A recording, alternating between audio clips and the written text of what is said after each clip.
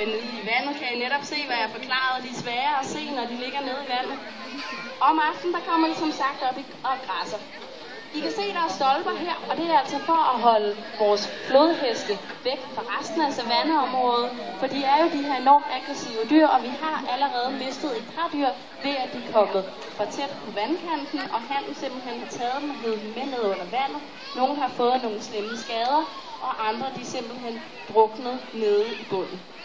Så selvom at de her fine græsædere, så er de altså så er de hårde, hvis man kommer for tæt på.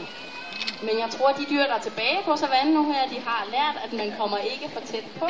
Der er en gang imellem, man kan se sabelantilopehannen komme ned i nærheden af, men det er ofte kun hannerne, der tør, der våger pelsen at komme så tæt på flodhesten. Der kan man altså også se, hvor stor han er, hannen. Han er 25 år gammel.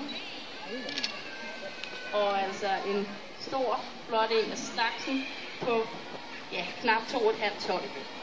Og på trods af sine 2,5 ton, så spiser han kun omkring 40 kilo græs om dagen. Og det er altså ikke særlig meget i forhold til en elefant, som næsten kommer op og vejer det samme.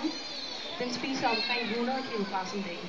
Men grunden til, at den kan nøjes med de her 40 kilo græs, det er altså, at den bevæger sig ned i vandet. Når